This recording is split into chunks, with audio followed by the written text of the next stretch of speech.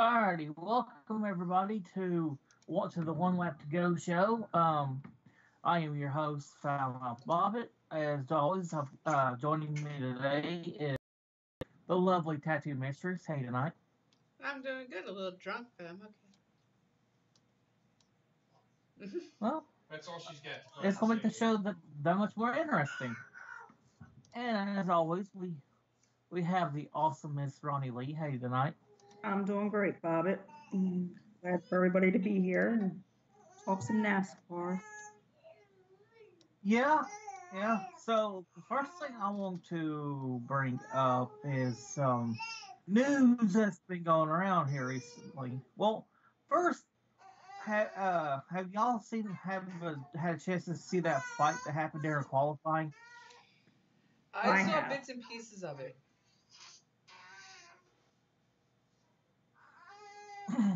So what do y'all think about it? We're back to the old days of racing here, folks. Yeah, I was going to say it reminded you of the old Tony Stewart days. Yeah. What are you trying to say? You don't like Tony Stewart? And also in the news, there's a. I don't know if this is going to be actually happening, but there's talks inside of NASCAR at the moment where they want to make the final race instead of being Homestead, being Daytona. Well, what do y'all think about that? I'm sorry, I Homestead surely wouldn't instead of mind Daytona? What? The start of the season? Yeah. Why would they mess up that fucking damn near 80-year tradition? No. They want to have the final race instead of Homestead be Daytona. Oh, okay. So they want to. I don't know. If I don't mind. Look, if my kid had quit fucking losing her shit.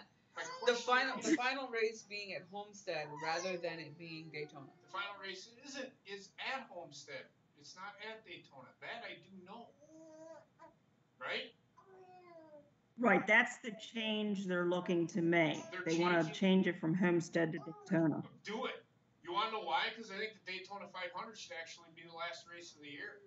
It's actually the first race. I know. What did I just say? Because I disagree with you. It should be the first race.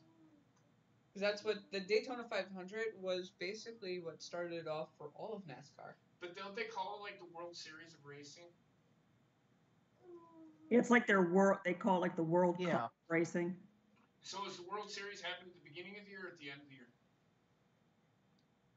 I'm just asking. Look, this is why a lot of fans don't like me, that are casuals, that don't follow racing. And I'm asking, why do they have the biggest race of the year at the end of the year? Why don't they do it like the Super Bowl at the end of the year, a one-time thing? In fact, why in the fuck did they change the point system? Why do they have a playoff? Stupid. Just to give everybody more contention. Yeah. Okay. Only 13 Well, people no, get they in, changed the point system because they didn't want Jimmy to win anymore. Yeah. Like I said, it gives everybody more contention. I mean, I'm literally just asking. I'm not trying to be facetious. I'm not trying to be a dick. I'm literally asking. This is why I don't watch racing, because there's nothing. The first race of the year, I'm good with. I can watch the Daytona 500 and I'm done for the rest of the year. I'm good. I don't need to see anything else. Well, it's like you just said yourself, you're a casual. Well, right, but don't you think the biggest race of the year should be at the end of the year? Well, that's what they want to change. And I'm okay with that. That's what I'm getting at. Daytona, it's always been the first to startup of the season, and then of course they have it with the 4th of July weekend. Right. Because they always do that night race with that one, and that's the first week of July. So that's all in tradition and standard. And even with the track they go to, whether that's going to affect how they do that through the season, if they decide to change that, okay, where would you then put Homestead? Would you put that then in July? And then have the start of the season and the end of the season with Daytona? And bookend it? I don't know, because this brings up another issue. The current way they got this point system is the last race, whoever finishes ahead wins a championship. But if they had a final race at Daytona, what if the 4 drivers wreck? What do you do then? How do you think I feel? What it comes down to is, like Ronnie said, if you move Daytona to being the start and the finish race of the whole season, where do you then move Homestead? And again, like you brought up, Bobbit, it's like if those 4 drivers wreck, then the playoffs are fucked in a way. But however, I think isn't that what the playoffs was supposed to protect against? Yeah. Well, like the points. The way they got the thing now is pretty much if you win, you're on to the next round, right? And so on and so forth. But and like let's say the 4 drivers: Kyle Busch, Jimmy, Kyle Larson, and Daniel Suarez. Okay. Well, if those 4 wreck, the hell do you do?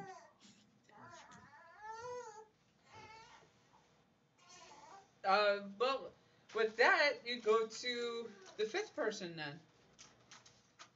Unfortunately, that's all you can do. Yeah, but the 5th person is eliminated as soon as the final 3rd race is over, though. That they're gonna have to sit there and think about that with the big wreck that happens every time at Daytona, whether it be at the 500 or at the 4th of July race. There's always that big wreck that they got to worry about. So they're probably going to have to change it from the top 4 to a top 5 in the point system.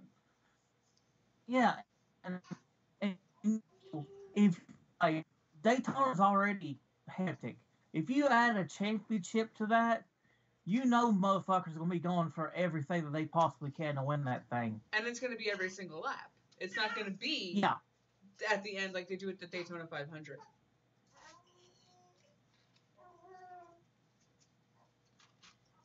So they're going to have to sit there and take that into account and sit there and make it top 5, hell, possibly even top 10.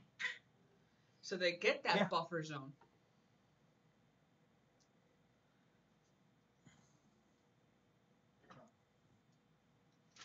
Well, even with that, I mean, because like Bob had said, I mean, you're guaranteed when you win, you move on to the playoffs. And then they determine the remaining wild cards with the points and stuff like that. So, yeah, changing that up from the final 4, adding final 6 or final 10, even if they did it that way, you're still, because even this past Daytona 500, I mean, you saw where the big wrecks were, and they were towards the end of the race and the restarts and the overtime. The plus with it too is you could start during the day, go into the night because of the lights. So that's another factor too. With having, especially with moving the races and that too, and then of course you always have that's during hurricane season too, in November for here in Florida. You've got the chance of raining it out. Right. And it offers that. So, yeah, even for moving it, if you did have to start with the end in Daytona, the point system would have to be revamped or readjusted for that, just because, like you said, with that top 4, with that being the potential correct racetrack. Exactly, especially at Daytona. And you get the big wrecks that sit there are capable of taking out the entire half of the field. I just thought of something funny. Oh boy. Could you imagine a car pulling into the championship victory circle and it looks like something from like fucking Bristol or Martinsville? Or like in the NASCAR video game where it's missing the entire front of the vehicle. Yeah. It's like, that doesn't look like a championship car to me. No, not quite. I'm not exactly sure how it's going to pass inspection either there, Bob. Hey, Franklin. So who else sat there and saw Bobby Labonte on and Larry McReynolds on Fox earlier today? Who sat there? I didn't say. Yeah, I didn't get to see it today. It's so weird seeing Larry McReynolds sat there and went away from TV for a little while, and now he's back with Fox, and also we have Bobby Labonte talking with them as well. It's weird seeing these race car drivers in that aspect. It's like hearing Gordon in the broadcast booth. It's like, what the hell? Yeah, exactly. Yeah, when Earnhardt first started last year, it was just, you're so used to seeing him on the track and seeing him coming out to driver intros and stuff like that. But to hear him throughout the race, but it also, it's nice to hear their perspective too, like recalling, I remember this occurring, or I remember how I used to handle this, or how I used to, and that I kind of like too, because you've got their insight from what they did as drivers and during those specific races and recalling their memories of the race and stuff. Right, and it's a lot like color commentary for wrestling, where you have these retired wrestlers coming and doing commentary, so you get that insider insight.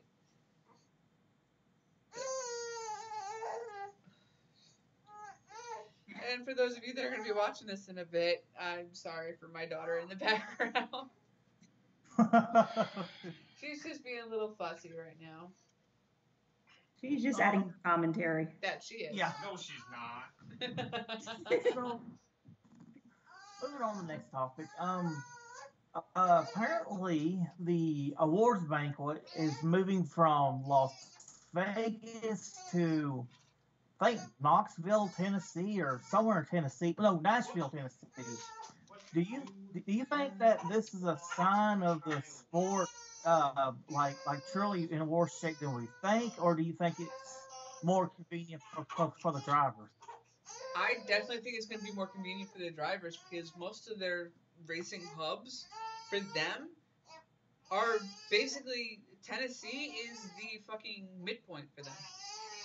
Yeah. Because you have so many in North Carolina. Right.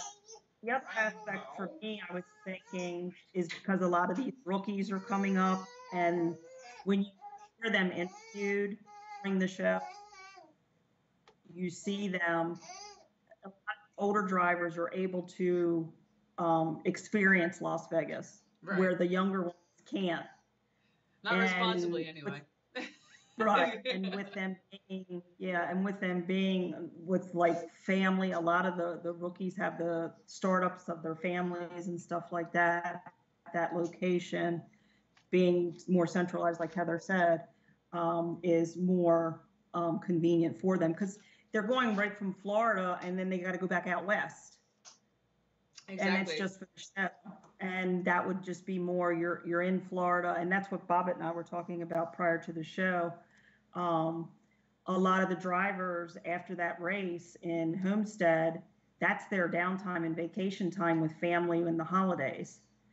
So it's more of, they get that short little break, and they're doing the vacations with the family. The kids are getting out of school because of the holidays, but they've still got to practice. They still got to go to the gym, and they still are meeting and taking time with the team and stuff like that. And I just think for them to have to go out there just for an award show, and I know they do more than just the award show. They do the strip, they do the driver meet and greets and stuff like that out in Vegas. But that is also incorporated into the shows that they do out west too. And there could be something done during that time period while they're out there. It's just, that just seems really, just to go out there just for the award show and then have to come back. And it's just, it would be like you said, it'd just be more convenient right there in Tennessee.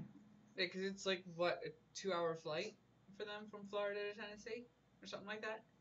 Yeah, if that, and with some of the drivers, most their homes with being in North Carolina or their part-time homes or whatever, it's right there, and it's nice to. I mean, just up and down the 95 corridor, you're already on the East Coast, and with that I mean, it's just a matter of it's more of the convenience, but then, like I No said jet too, with lag a lot either. of these rookie drivers, they just don't really get to fully fulfill the Las Vegas experience. And a lot of the older drivers don't even like to do that either. They're just so tired, Right. and they don't. They're you see them on the red carpet and they're being interviewed and they're like, oh well, we just crashed for the night. We went to Right, dinner and we went exactly. to bed. Yeah, we're at so we don't care. We're gonna go For gamble. them. And shit-faced at the casino. Exactly. What are your thoughts on it, Bobbit? So I think, yeah, like yeah, I was saying, like, where everybody, all the teams are pretty much located in North Carolina. It's gonna be a lot easier going from North Carolina to Tennessee than it is from like Florida to Vegas and shit like that. Mm-hmm. But like, I got to looking the new 2019 diecast route. I got to looking on the schedule. This schedule is going to be grueling because, okay, right after Watkins Glen, you've got Michigan, Bristol, Darlington, Indy, and the first race of the playoffs is going to be in Vegas. So basically, it's up and down the eastern seaboard and then all the way back out west. No, it's All the way back Midwest, out west. all the way That out is going to be a east, back to the clusterfuck. Midwest, and then out west. Indianapolis is in the Oh, Midwest. and get this. They go from Vegas to Richmond. Oh, Jesus. Yeah. And they wonder why these drivers suffer from jet lag. Or they're tired. Yeah. I mean, they do Or only dehydrated and drive sick. around in circle for fucking 3 hours. So. In a car that gets up to 200 I don't degrees. give a shit. They're still only driving around in circles for 3 hours. Hey, but I do give Keselowski credit. That man was battling the stomach flu, and I know how anybody feels when they've got a bug or stomach issues, and Who was it pulled that was driving win with out. a broken foot? Right, and it's just like kudos to him because there would be no way, Yeah. just knowing what could happen in that car. It would be kind of funny to watch with the G-forces in Daytona. Could be a pussy. Yeah.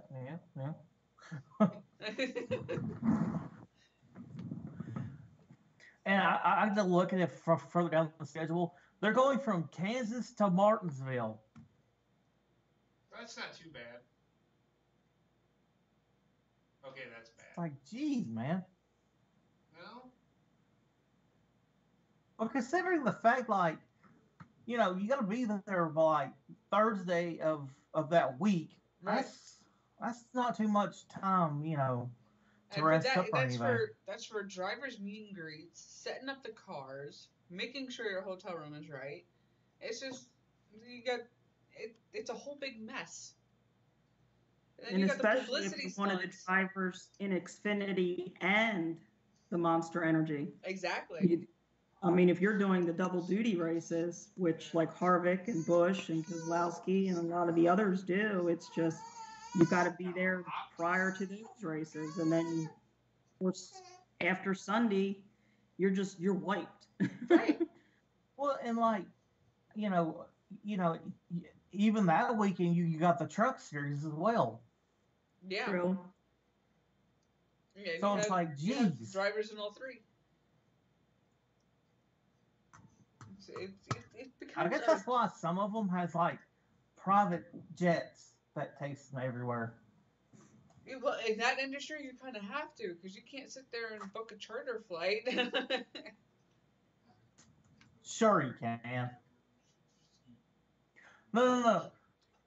Heather, they use the Lex Express, if you know what I mean. Yeah, exactly. An old wrestling reference for you wrestling people out there. Let's see. Have y'all heard any news or anything? I have not. Yeah, been other pretty than the quiet on the fight with NASCAR the circuit. qualifying, yeah, and I mean, the only thing I really did was I just pulled up the standings as they are right now, and the Logano's right now the top with points, and of course he got that win. Right. So you've got Harvick 2. He's not far behind with just 4 points shy, but with no win, which his time's coming. Denny Hamlin, of course, he won the 500, and then you got Bush, and then Keselowski in the top 5. So, I mean, it's Keselowski won what? Atlanta? Yes. Yes, sorry.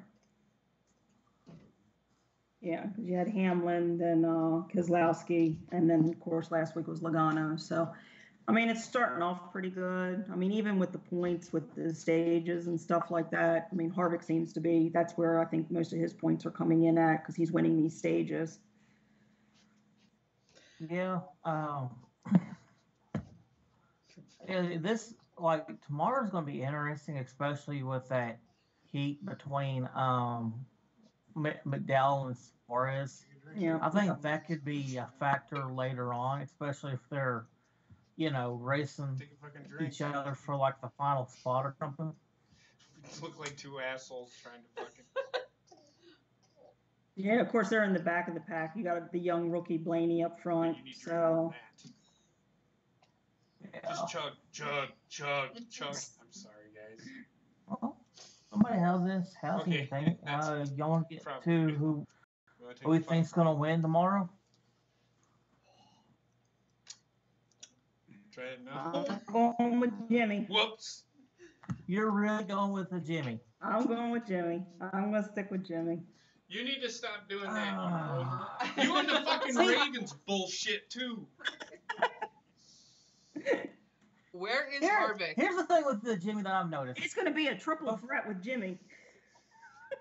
Here's the thing that I've noticed with Jimmy. Every year, his first half of the season sucks. You think, oh, God, this is not his year. Second half, holy fucking God, where did he come from? Yeah, exactly. Yeah, it's like he gets a spark up his butt. Where is Harvick going to be starting?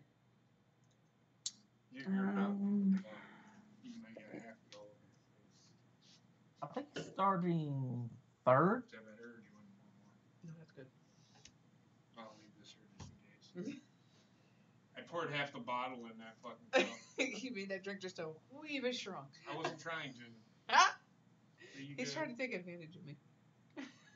Why do I need to take advantage? I don't understand where this is going. You got it. My pick for the win is going to be Harvick. Where's he at? Third. Who's second? Yeah, we got Blaney. Let me pull up my fantasy thing. Yeah, I was going to say Blaney, Chase Elliott second, Denny Hamlin's third, Kyle Busch is fourth, Keselowski fifth, Harvick is eighth. Eighth? Okay, then I'm still going with Harvick. He's within the top 10. That's striking distance for him. Yeah.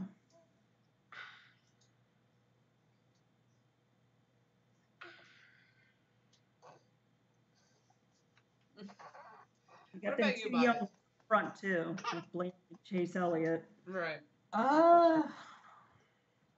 Byron seventh. I'm gonna go with Kyle Busch. Okay. Yep. Yeah, he's another one. As long as he's in the top 10, he's gonna fucking win. Go for the front. He's starting fourth, so. Yeah, poor Jimmy's 15th. All the other young ones are up front. He's 15. Here's another thing. Who's y'all's dark horse? Me. You're not first. Again, as much as I hate him, where is Keselowski? Up your butt. He is fifth. He's my dark horse. I'm going with Logano. Fuck it.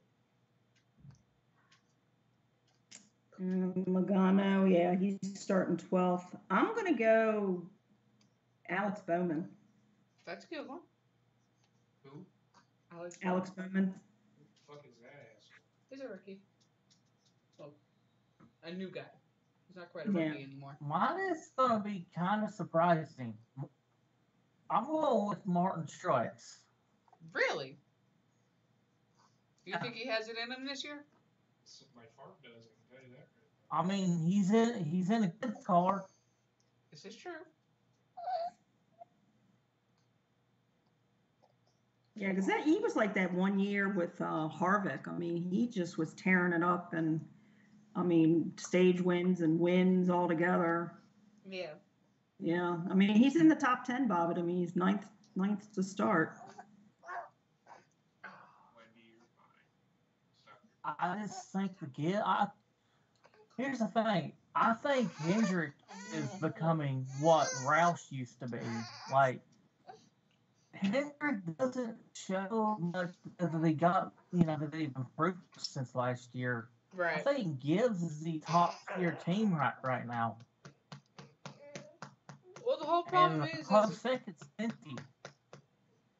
Again, what the whole problem is though with this whole new point system and everything, it kind of the smaller racing teams are in trouble, really. In my opinion. Yeah, that's why they went to that charter system. And even with the start, I mean, I know we're only 3 races in, but I mean, right now we've got 3 separate winners. Right. It's not like Kevin Harvick last year with all the wins, and the year before with Truex and stuff like that, what we've seen in the past with Jimmy. And starting out, I mean, with the points right now still being real close. It's a matter of, I think, this year that we may have more dealing with the points than we are with the wins. Right. I think it's going to, with being spread out like that. Well, you got to think last year the champion didn't win a race all year, and he magically won the final race and he's champion. Right. It's not the first time that's happened either. I mean, it's won the final race. Who was the champion? Last year. Logano. And he's already won one this year. He won last week. Oh, did we? Yeah, I know that. I've been drinking. Yes, you have been. Shut the fuck up. But even before this point system, look at Matt Kenseth's championship. He didn't win a lot of races, but he still got the championship in the old point system. Yeah, but mine was but I'm sorry, Bobby, go ahead. When Kenseth won the title in 03, his was more consistency. Yeah. Logano his was consistency, but like I know he had that one win at Richmond and it was taken away from him, but if you look at his stats, he had 0 wins the whole season and he wins Homestead. Right. But that's this new point system. It makes it that easy. And I was going to say, even like last year with Elliott, I mean, he tried and tried and tried, and then he finally won that one. But look at Carl Edwards, where he was always so close. And did not win a single race. Yep. Could not get over that hurdle.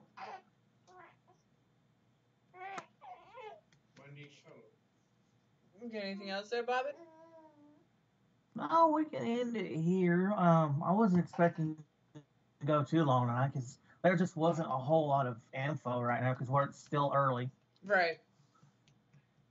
Right now, it's just a lot of rumors, speculation. Rumors and innuendo. Rumor and innuendo. Hi. Yep. Yep. Rumor tonight. So, with that, Bobby, you want to take us out? Yeah. Thanks for joining us. If you're listening this on the download or after it's over, thank you for listening. And we will see you guys next week. Whatever. See ya.